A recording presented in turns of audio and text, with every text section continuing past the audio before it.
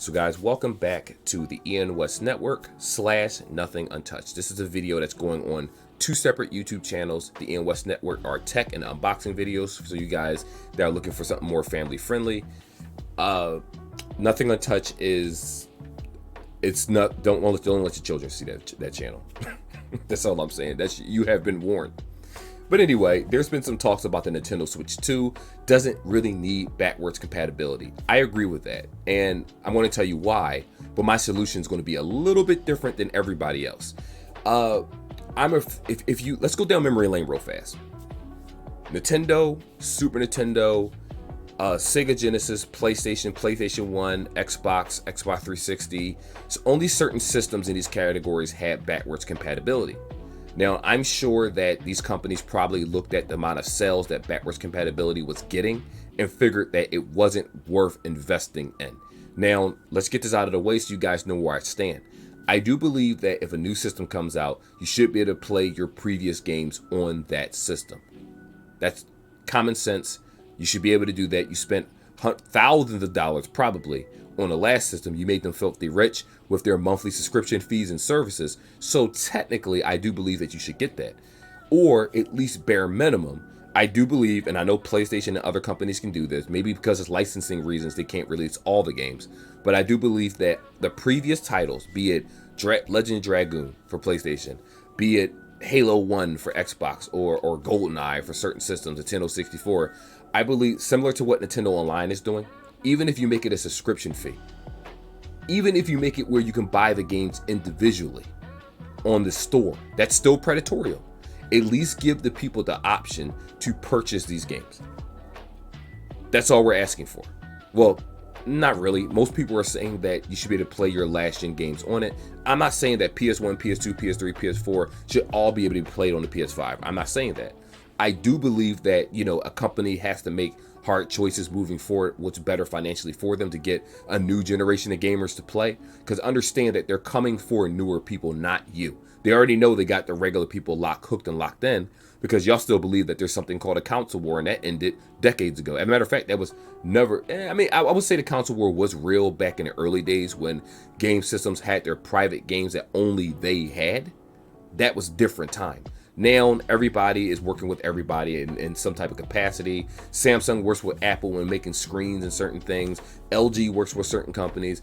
Apple works with Sony because of their cameras. They don't make their own stuff. So people need to understand that there's a lot of handshaking going on in the background. But anyway, back to the topic at hand. If you scroll down to this article, I'm going to read this part and then I'm going to finish what I'm saying, kind of reiterate what I'm saying. The ability to play GameCube games on Wii or Wii games on Wii U made upgrading a marginally easier decision. Now, I don't know if the Wii U was able to play GameCube games. I don't remember because I never tried it.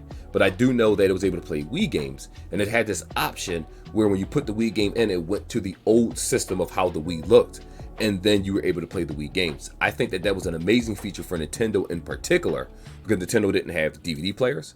They barely had streaming services. They had slow internet since the dawn of time. They don't catch up to anything. And they knew they couldn't catch up. So what they decided to do was make a handheld system, which was a genius idea. And you see how well this sold. I think it's behind the PlayStation 2 and the Nintendo DS or 3DS or one of them systems, but one of the handhelds. That's the only systems that have sold more than the Nintendo Switch. At least that's what I believe. I could be wrong, but check the stats. Now, with that being said, there's a couple things that I want to address in this video. One is going to be the price of games. The second one is going to be backwards compatibility. So let's do the backwards compatibility first, since we're already on the topic. Like I said before, if you make it an option to be able to buy these games, let's say you buy it once. You have a background, whatever. You buy it on the Wii U. I believe, similar to how Sony did it at first, is that you should be able to keep those same save datas and bring it to the next system. So if you bought, let's say, Army of Two, right? Unless there's some type of licensing issue for the next generation console, you should be able to play that on the next console, especially if it's a digital download. That's not too much to ask for. I think by doing that, you're still going to make the amount of money that you're going to make. People are still going to subscribe to monthly or yearly PlayStation services because they want to play online. They'll still get PlayStation Plus if they want it, but then they'll also have the option to go play Legend of Dragoon. They'll have the option to go play Xenogears. They'll have the option to still play Final Fantasy Tactics. Some people still want to be able to play these types of games. Now, backwards compatibility will say that I could put my disc in and play it. That's also a cool feature, but let's be realistic here. That was 20 years ago. Maybe a little bit longer than that. They're not interested in 20 years ago. If anything, they'll remake these games and sell it to you for a higher price, which is, again, predatorial, and it seems nasty, which it is as an overall, but you do have the option not to buy it. I'm a firm believer where if I don't believe in a product, I'm simply not buying it. When it comes to Samsung, I will never buy one of their high-end phones again because they're taking features away, like glass backs. They put more so plastic and fiberglass, whatever cheap crap they put in their mid-tier phones. They took headphone jacks away. They took SD cards away. I don't have to support you. I'll go to a mid-tier phone instead, have all the features that I want through OnePlus or another device, and I'll just support them. That's how I think. I don't care about what these companies are doing as a whole. I just won't deal with the company anymore. For years, I would not play a PlayStation. The only reason I have a PS4 is because we got it for like 20 bucks at a pawn shop when I sold something else, because I do reviews online. I sold it. My wife said, hey, what about a PS4? We got it, and it's been collecting dust. I just play occasional games on it. I will never support their newer systems because I don't like their return policies or certain things, and I stick to it. I'm not subscribing to PlayStation or, I'm not gonna say Xbox. I do have Xbox Game Pass across my phone, my PC, my tablets, and the system itself. So that actually is a very good feature that I like. That's how I played Lies of P. If you sell a service that I don't like, I won't support it just because I was a fan of your system. That's how I've always thought. So backwards compatibility, yeah, we're going to be mad about it right now, but at the end of the day, guess what? If they remake Zelda Breath of the Wild, if they remake Tears of the Kingdom in 4K, you're going to buy it. Let's be real here. All y'all going to buy it over and over and over again. When you look at Nintendo Analytics, PlayStation, Xbox, and things like that, I'm looking at this on a different perspective, the corporate side of things. They already know you're going to complain and make 1,000 videos about it. But at the end of the day, you're still going to buy it because they're still going to release games that you want. They're still going to release quality. When Nintendo releases a exclusive, you guys love it. I love it. We're going to play it. We're going to buy it. Guess what? Nintendo is predatorial. They don't want people mentioning their games online. They're kicking YouTubers off here and there. Oh, outrage. But at the end of the day, guess what? When Mario RPG come out, we all playing it. I got mine reserved at GameStop. And the moment it comes out, I'm going to tell my wife if I'm at work, hey, go pick that shit up for me. Excuse my language. And I'm going to play it and I'm going to love it. End of story. Now, again, I'm an advocate for backwards compatibility, but I understand why they won't do it. It's a money thing. Now, let's talk about, it's funny, I forgot what the other one, game increases, right? So this one makes me laugh a little bit. So I remember back in the day, right? This is an Xbox controller. I have never bought one of these. No, one time brand new. That's it. I go to pawn shops. I wait for sales. I wait for Amazon deals. I'm willing to wait for something in order to get it. When I first got my PS5 controller that I use for PC, I did pay regular price for it initially. Then I got extra ones for the wife and godchildren when they come over.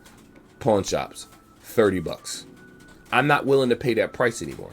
You know what I mean? It was just a one-time thing because I first got it, and that is the end of that scenario. I don't mind waiting. So here's my point that I'm making with this part. Back in the day, PlayStation games cost $50 to $60. I know some of y'all will say it's not true. Yes, it is. It is 100% true. Matter of fact, I will take it a step further. Matter of fact, let me ask Google. Hey, Google. Hey, Google. How much did Final Fantasy on Nintendo cost?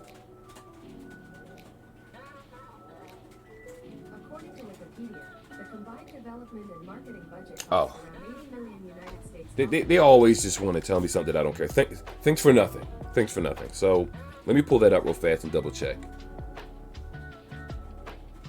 Final Fantasy 1 price. Nintendo original console. Let's see if I can pull up the price. No, they're not going to show me the original price. That's fine. Anyway, the point is that when I first bought Nintendo games back in the day, they were very expensive. They were not $20. They were not $30. A lot of times they were $40, $50, $60, right? When when Super Nintendo came out, Super Contra was not $20. Super Contra was not $30. Super Contra was probably around $40 to $50, right? Most games were that price tag. Just being honest with you guys. Y'all forgot or didn't know because you're either too young or your old man brain isn't kicking in because we forget things. When PlayStation came out, the average game was $49. Now keep in mind, we're talking about games like Tenchu.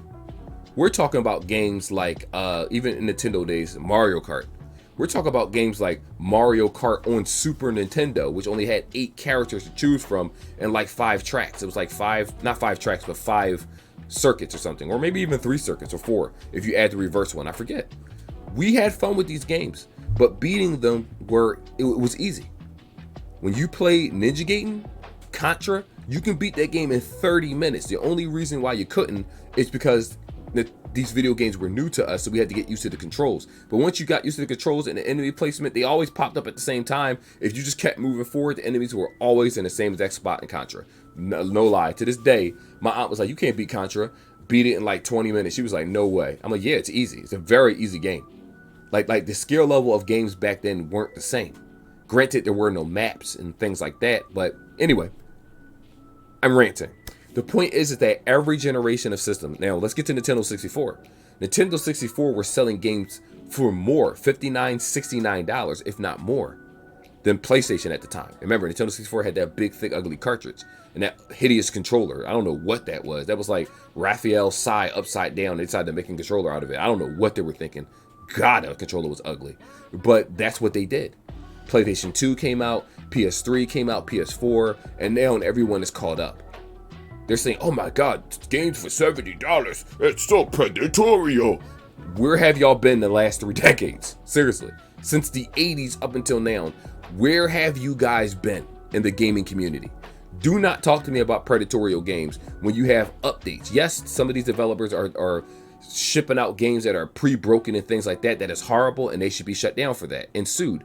But let's not sit here and act like Armored Core 1 was getting an update. Updates to games was not a thing until PlayStation 3. People forget how bad gaming actually was. Yes, the gaming titles were more ambitious because they had no choice. There wasn't really any voice acting. You had to do a lot of reading, and you had to do a lot of, there wasn't really much backtracking in a lot of games. When you beat it, it was over. You had to play it over again. There weren't really new game pluses at all at the time. None of that stuff was thought of. So when I hear people complaining, dude, the pricing for gaming actually isn't bad today. It's not. Let's put this in perspective. Let me see if I can pull this up for you guys. And I don't know if my system will allow me to do that, but I will try it anyway. This it? Yeah. Here we are. So I'm waiting for this to load because, you know, reasons. When you look at stuff like Xbox, is it going to load? Here we go. So if you look at Xbox Game Pass, this is what I currently have. Doom Eternal, Lies of P. Oh, I forgot to shut down the system beforehand. That's okay. Vampire Survivors, Sea of Stars, Bramble the Mountain King, Echo. I just re-signed up for Xbox Game Pass, so I started downloading a couple games at a time that I'm actually going to play, and then delete them when I'm done. Oh, why does this have an error? That's all right. It's fine. Anyway, the point is that we didn't have stuff like this. We didn't have these services. You had to go to Blockbuster. You had to rent stuff for a certain price and then bring it back in a certain amount of time, I believe. That's how gaming was. The ease of access that we have now, like there's pros now and there's cons. Obviously, I'm not sitting here saying that gaming is perfect now. It's far from it. But Lies of P, I was ready to pay $60 for this game online, and then I click on Game Pass, and that's what made me sign up for it. It's right here. I can just play it. And I'm loving the game. My wife loves playing Bramble. She likes playing these games, and they give you discounts for buying it. On top of that, if you do stuff like G2A, which I don't know if that's legal or not, I'm assuming it is because they have so many ads. But there are ways, I'm not going to suggest that because I guess you're not supporting the developer if you do that. And some people are very keen on supporting developers, while other people are just like, I just want what I want for cheaper. To each their own. My point is that gaming has evolved to a point where there's cloud gaming now. It's not perfect. It's still predatorial, but if I had to go back into the days of sitting next to my friends and playing Ninja Turtle Arcade, we beat it in an hour and then play it over again. No, you're going to get bored very, very quickly. That's why so many Nintendo games had come out over the years. The quality was so bad back in the day, and some of these games were so terrible It was just like, yeah, because they were just pushing anything out to the public, and there wasn't a review system, there wasn't an internet system to say if this game was good or bad. You just had to buy it and just hope for the best. That's pretty much how gaming was back then. Like, really pay attention to that. You have to pay $70 for the new 2K? Well, you paid $40, $50 for Tecmo Bowl.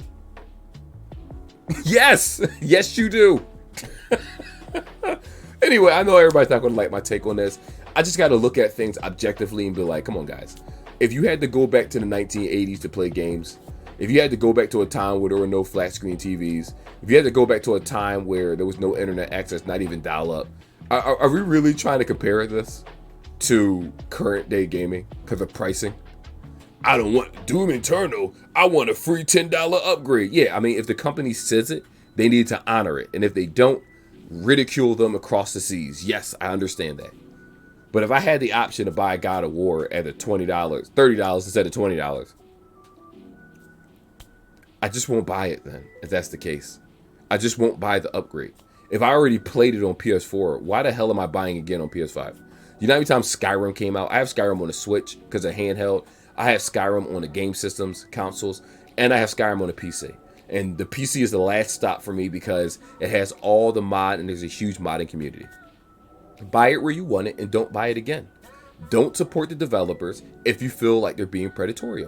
Find something else to play. If you think PlayStation is bad for you, like I thought, I didn't like their return policy with games that didn't work. Cool. I don't support them no more. I don't support their online. The most I'll do is buy used games at GameStop, never new, and call it a day. I won't download anything. I won't nothing. That's it. I only got it for a Blu-ray player, if we're being honest here. And my library of games I already owned through downloads was already there. I haven't bought a thing new from that point, except for Tales of, I forget what that, not Vesperia, but the one after that. I forget what it's called. The one with the guy that had the mask on his face. I forget what it's called. But outside of that, I rambled enough. Just think about what I said. Anyway, like and subscribe like always, guys. And I'll see y'all in the next video.